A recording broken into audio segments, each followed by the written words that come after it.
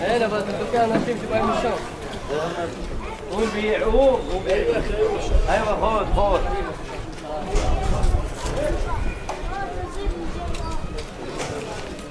Coś, tam do ty patrzę, na.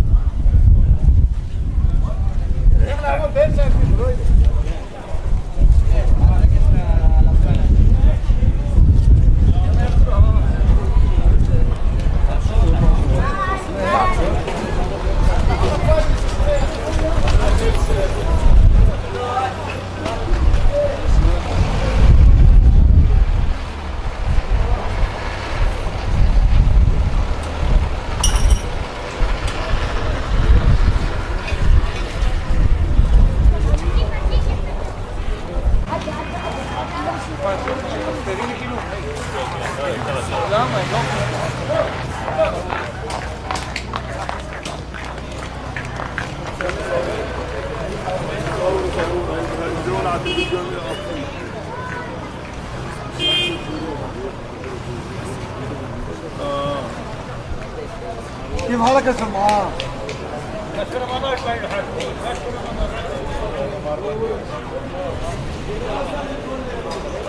البرود برود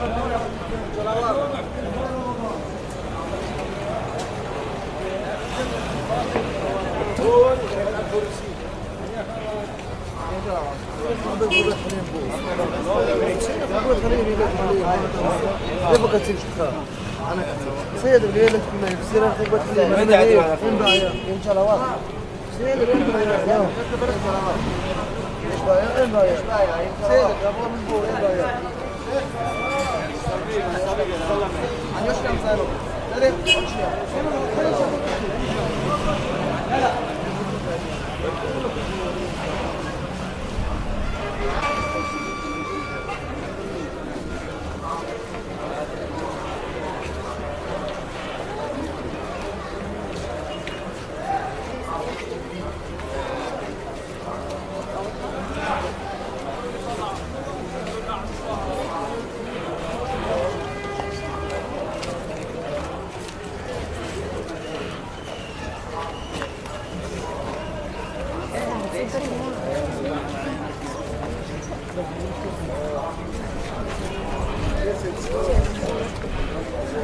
سامي تفوز كنت بس ثاني قلت له امشي يلا بو لا تمشي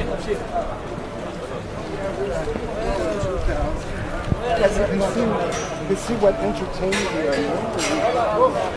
متان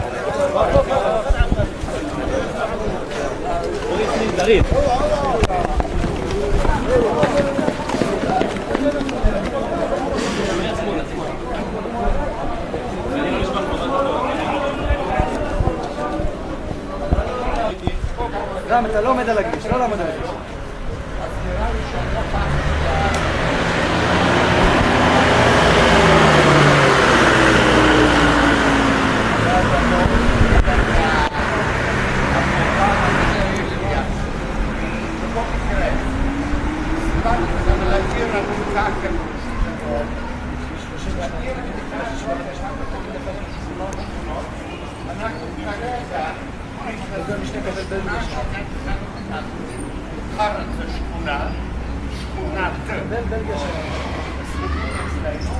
السكاكين فبدأت عادي خسيت لفتت 30 سنة ولك صار لابس الشغل الشريف فوق مقام مساء يعني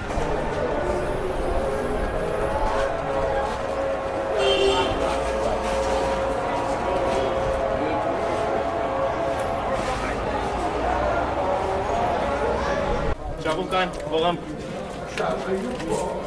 حي على الصلاة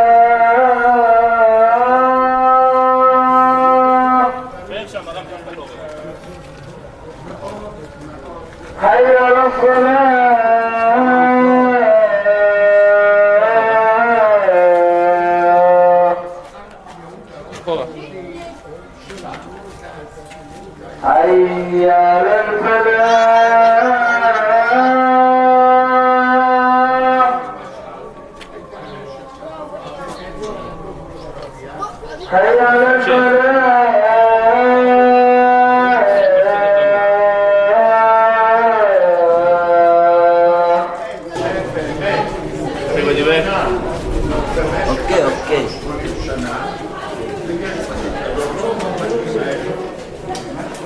בוא לפה, תפסו. תפסו בעמידה, אל תפסו יותר מדי.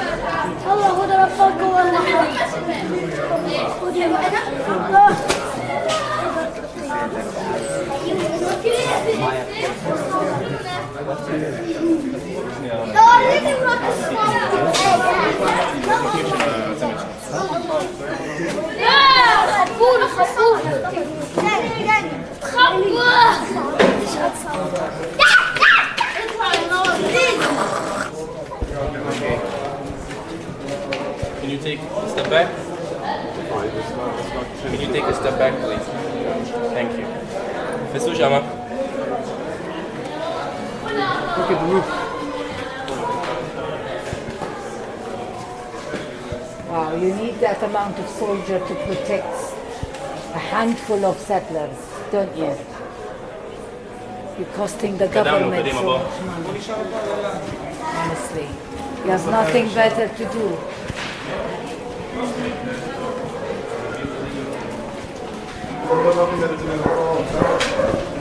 We have plenty to do actually, to watch the life of you for a start.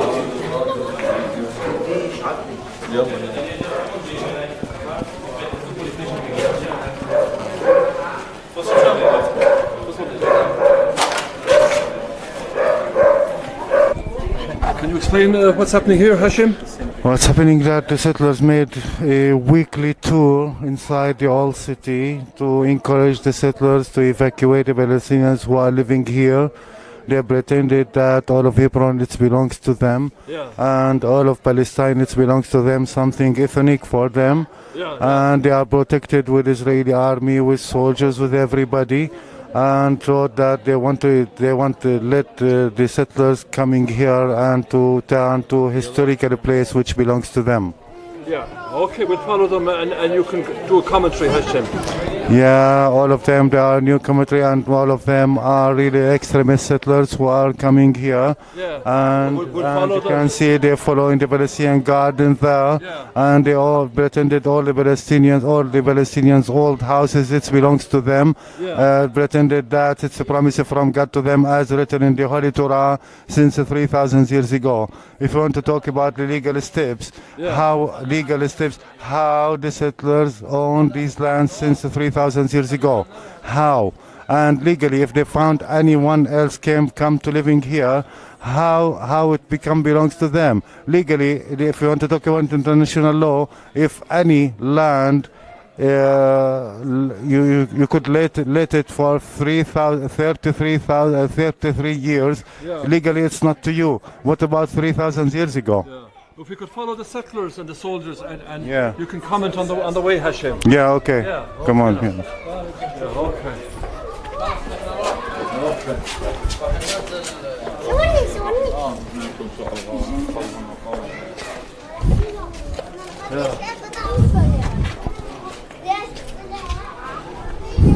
Seems to be well ahead of us. Yeah. Yeah. You see? Yeah. And look, this is the old Palestinian places.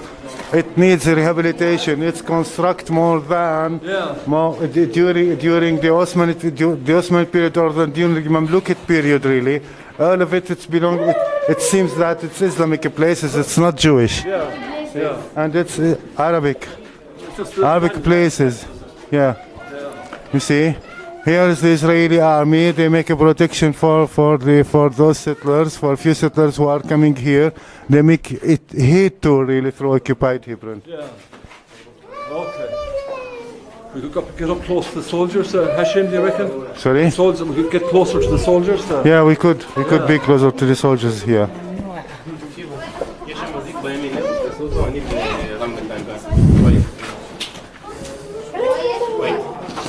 You see, they closed the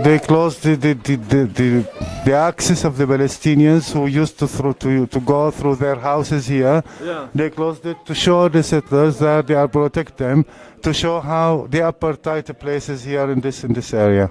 Because how many years now have they been doing this? This so-called tour. Yeah. How many? When did this so-called tour start? What year? They started from 2009 right now.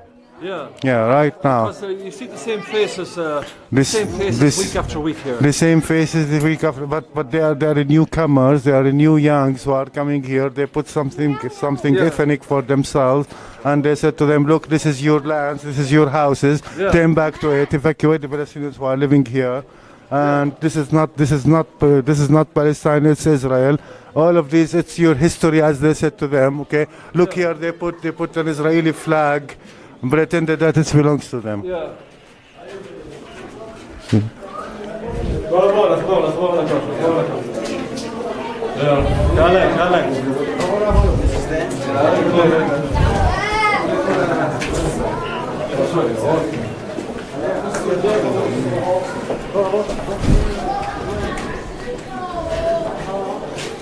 See what he done?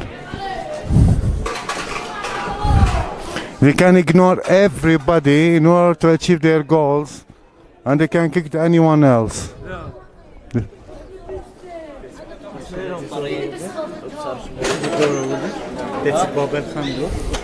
Look, it's old Palestinian houses. It's old Palestinian houses. Look at it.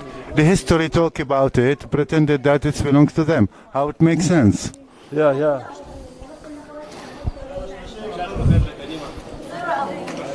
It's just the twisting of fact and history, Hashem. Yeah. To suit themselves. They want to convert the history and to prove that they are here. And why they are protected from the soldiers? Because they knew themselves that they are stealers, and otherwise they have no rights to be here. Yeah. Yeah. Look how many soldiers protected a few settlers.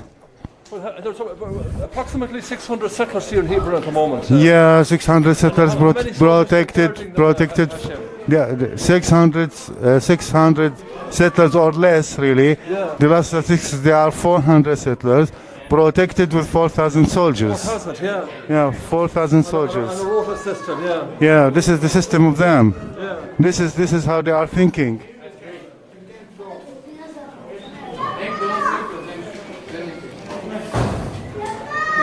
Look, regulation of the movement of the Palestinians, even though the Palestinians has the rights of movement, but look how what they done.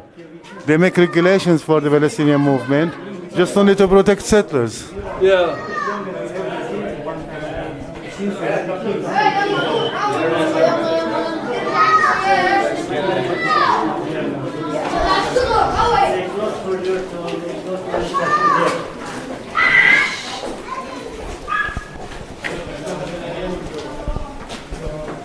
Because in Ireland, there not so long ago, Hashem, the Protestants, through Bahi Road is a heavy nationalist Catholic area, and the Protestants would do a triumphalist tour through it, like guarded by the sectarian police force, the RUC, and the English British Army.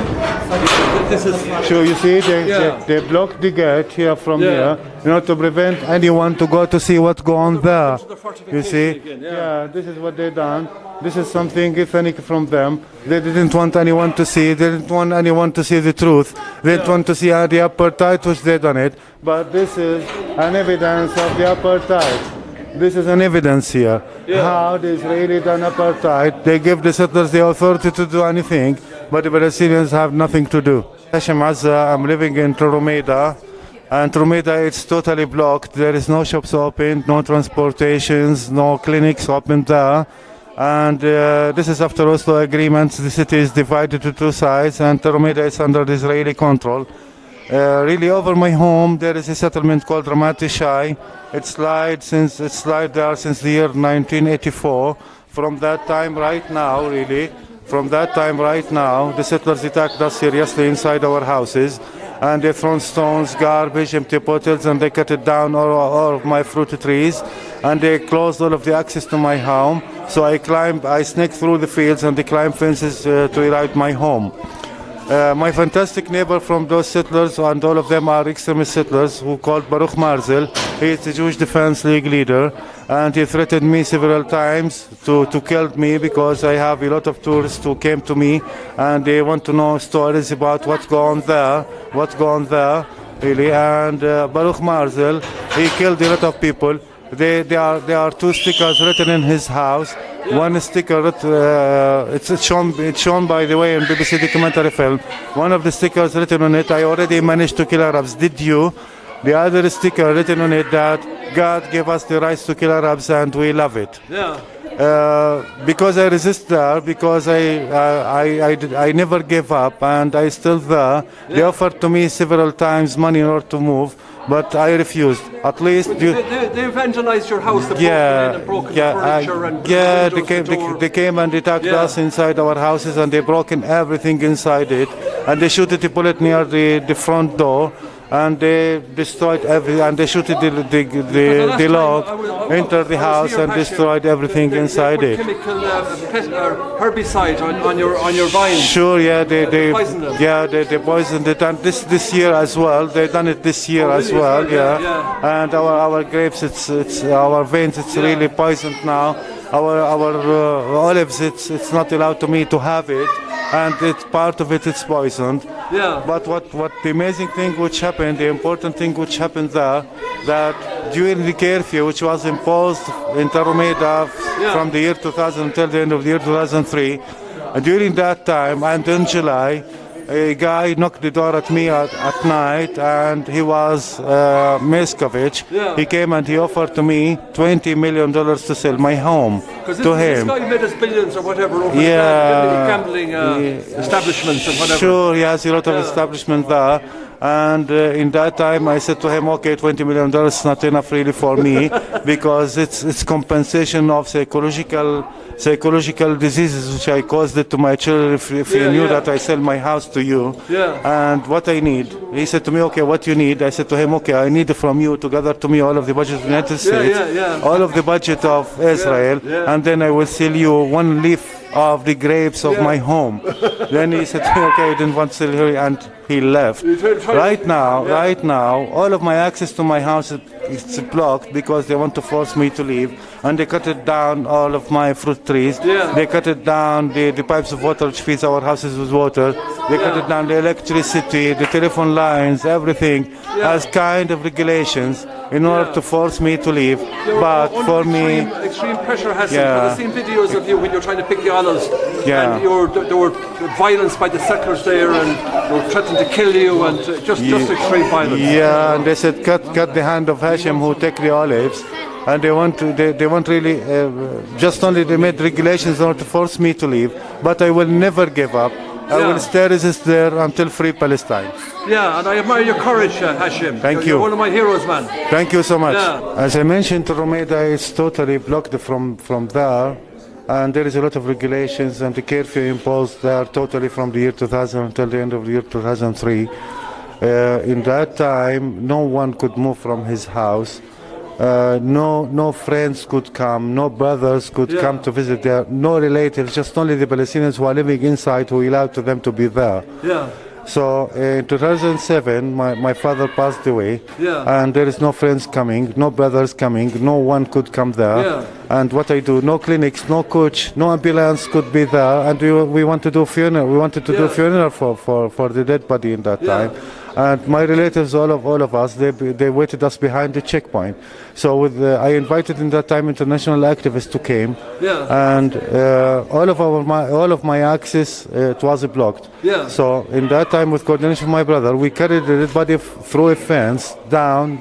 Then we went to the main street. Yeah. It was okay, but at the checkpoint down, it's called 56. It's not. when the soldiers stopped us and they asked for my papers exactly, mainly, and I detained 1 hour and a half after they asked me to lie the dead body down. Then the soldier came and scanned the dead body physically, and he said to me, okay, you could pass the checkpoint. When I passed it, the machine rang, something wrong, and he said, okay, something wrong, turn back again. When I turned back, I detained another half an hour. Then the soldier came and scanned the dead body again. He recognized that the watch of my father were in his hand. What he done, with the back of his gun, he smashed the watch and he smashed the bones of the dead body, and he made with us a deal to open an access to us in order to pass away, instead of not filing complaint against him. But I filed the complaint, and unfortunately, 3 months ago, we heard the news that the soldier done his duty. Yeah, there was no justice as such. All of the complaints which we filed it against the Israeli soldiers and the Israeli settlers, the justification for it that the settlers were in self-defense case. By smashing your father's fingers on the watch. And really not only that, those settlers, they came in the year 2006, and they catch my nephew in our gardens. He was 9 years old. They put a stone in his mouth and they smashed his teeth with the stones. They destroyed all of his teeth. Later on, they came and attacked my wife, which she was pregnant for 3 months, and she lost some pregnancy. The second time, my wife was pregnant with 4 months. They came and attacked her, and she lost the second pregnancy. And the big attack which happened against us, they came and shooted the gates, shooted the windows, shooted everything, and been inside the house and destroyed everything. Everything inside the house, they destroyed it. You're one brave man with great endurance, Hashem. Thank you. I will never give up. Never give up. Never give up. Your name is Samud, not Hashem. Inshallah. All right, Hashem. Okay now. All right, thank you.